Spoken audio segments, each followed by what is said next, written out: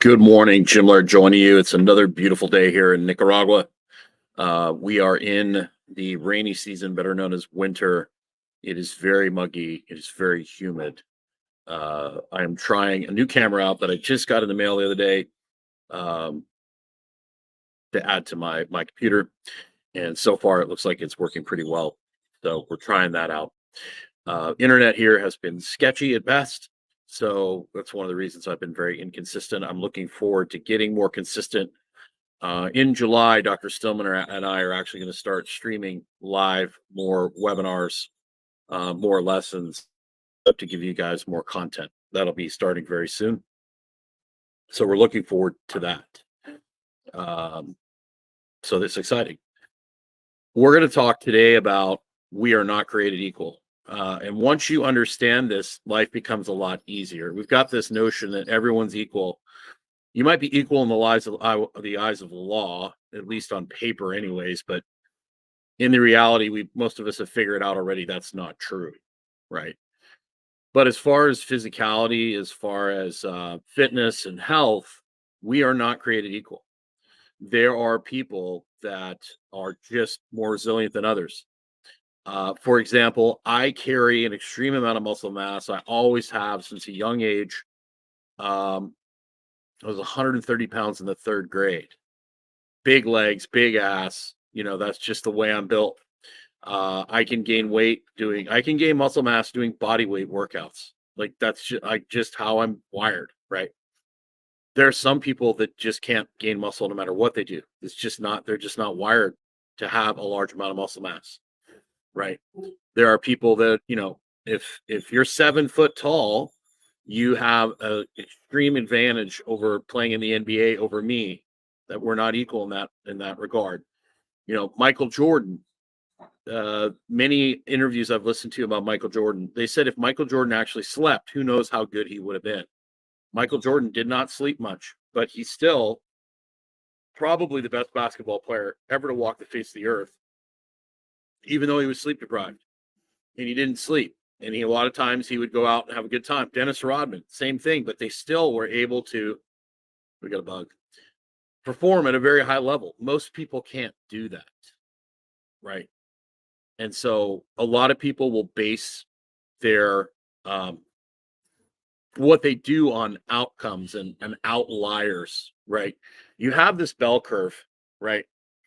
And if we took say we took a certain level of arsenic, right, on a bell curve, say we took 10,000 people, there's going to be, and we basically, let's say we were looking at like life expectancy, or we had some sort of, we were maybe a cognitive test or something that we did, and we have this 10,000 people on a bell curve. Out of those 10,000 people over a certain period of time, there's a certain number of people on the bottom end of that tail that are going to die, or performance is going to go down regardless of what they do. They're going to die. Their IQ is going to go lower. Their performance is going to go down. There's always going to be those few people that's going to happen, especially if the sample size is big enough. Then you've got this part in the middle where people are going to have a slight regression. And then there's the middle people that don't really change. And then there's the people that got slightly better. And then over here on the other side are the people that just got extremely better no matter what they did. So we could give people a dose of arsenic. And there would be people over here that arsenic is a toxin. Their performance actually went up because it was going to go up anyways, regardless of the arsenic. And there would be people that would do okay. And then there'd be people that wouldn't do so well. And then there's the people that are going to die, or their performance is going to go down regardless of whether they took the arsenic or not. It just happens that they took the arsenic and they died anyways. What happens is when we judge programs or we judge things, we want to look at how many people can we pull from that middle part of the curve into the exceptional results, because there's always going to be people on the tail end that don't get any results. So how do we skew it so that we get easier, better results? And you do that by doing basic fundamentals, things like low-hanging fruit, like sleep. Like if your goal is to be lean, healthy, and live a long time, then sleep should be your number one priority. Even I would even prioritize sleep over exercise, because once you lose sleep, there's tons of studies that show that they took people of basically the same calorie load, the same regimen, and the only thing they changed in the two groups was sleep. And the people that didn't have the sleep, okay, they lost. This is a weight loss study. They still lost weight, but the majority of it was muscle mass. Okay. And the people that everything was the same, the training was the same, the calories were the same, they still lost weight, but the majority of it was fat and not muscle mass, just based on sleep as a variable. So if your goal is to be healthy, to be lean, to feel good, to have good hormone optimization, sleep should be one of your number one priorities. And guess what? Our modern life pulls us away from good sleep. The phone, being indoors all day, not getting outside in the mornings, the busy, crazy, fast-paced life, it just destroys your sleep. So if you really, really are serious about your health and you really want to make a difference, be serious about your sleep. And I know that's boring, but it's going to pay. Like, what do you want? Like, what do you want to have? Do you want to be healthy? Do you want to look good and feel good over the longest period of time? Do you want to age gracefully? Or would you rather go out and party till 11, 12, 1 o'clock in the morning? You know, it's up to you. So I personally would rather perform well, be mentally acute, be good at shenanigans and all that other thing. I'd rather be, good at all that stuff than be up half the night, roaming around doing whatever, drinking and all that stuff. That's never really been my thing. But for when I did performance enhancing drugs for years, part of the reason I had this mentality that, I don't need to sleep because I'm taking, testosterone, or I'm doing this, or I'm doing that. And then ended up with ulcerative colitis, and I got in big trouble. And that's where a lot of people get into trouble with either TRT or these, these new GLP-1 agonists, or whether it's any kind of stimulant. They use the medication or the supplement as their foundation. So they're tired, they don't have any energy. They just go on thyroid and testosterone growth hormone, right? And they continue to live the lifestyle that got them that. Well, eventually they just dig the hole deeper and those hormones lose their effect. But if you do the lifestyle change combined with the hormones, you're going to get great results over a long period of time, sustainable. And that's why most people get in big trouble, is because with the GLP-1 agonists, I think they have their place, but the mistake people make is, one, they take way too high of a dose of it. Okay. And it really shuts the big thing it does is it shuts your cravings and your appetites off. And it also really slows your digestive process down, which can cause a lot of issues. But what it can do is, if you spread, and I'm not endorsing, or, I'm just stating trade-offs and the mistakes I see people make with them, is they start taking them and they just start eating less of the crap they're already eating. So most people are already eating a load, like not enough protein, right? And most people's diets are horrible. So all they do is they end up eating less of crap. So if you were, like, technically, if I was going to use a GLP-1 agonist, I would spread the dosage out over the whole week, so you don't get this like complete shutdown where you forget to eat, right? Because I've heard of people taking huge boluses of this and then they literally just don't eat for like a week because they just don't have any appetite. So I would spread the dosage out this is, of course, educational purposes only. I would spread the dosage out over the week as opposed to taking huge boluses of it. And really, that's universal over, most things, all HRT, all things like that. You want to go with the lowest effective dose.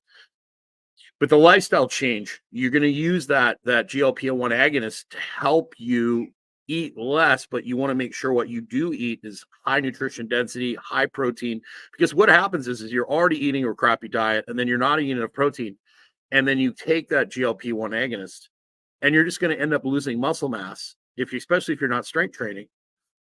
If you eat enough protein, if you strength train, that's going to help you maintain muscle mass, and you're going to look better you'll see these people that take these, Ozempic or whatever these things are, and they call it Ozempic ass, and they look terrible, right? Because they don't change the lifestyle; they just suppress their appetite. And if you're looking to get leaner, if you're looking to look better, feel better, resistance training needs to be the center of that. You need to keep, and that's like me. If I decide I want to lean down, because I have a big engine, I have a ton of muscle that I can use up body fat very, very quickly, and my metabolic engine is very high. So um, when you're trying to make changes in your life, um, you've got to look at doing things that increase the probability of you being successful. And the less genetically gifted you are, the more extraordinary you're going to have to be in the fundamentals. The more genetically gifted you are, the more you can get away with, but eventually you're still going to have to pay the price. You're still going to have to write a check one day for it. It's just that you might not have to pay for it for years or decades, but when you do, you will pay, aka Steve Jobs, right? Um, so there's just a few thoughts for you today. But the basics really matter. And if your goal is to be fit and look good and feel good for as long as possible, sleep and resistance training and getting your circadian rhythm in order, I would say, is your number one priority. That is going to pay the biggest dividends in the long run, right? That is going to give you the most return for your investment. And our modern life just destroys all of that, right? We don't do manual labor. Everything's done for us. We're in front of a screen all day. We don't go outside. We're up at night scrolling and watching things on TV or Netflix or on the phone. So you've got to make deliberate choices to say, hey, this is the way I want to live my life. I don't want to be tired, exhausted, diabetic, and have neurodegeneration when I'm 85 years old and sitting around in a diaper all day. That's not my idea of a good time. So I hope those were helpful. I hope the discussion made you think about things in a little bit different way. And just remember, become the best version of yourself. Don't be comparing yourself to everyone else on Instagram.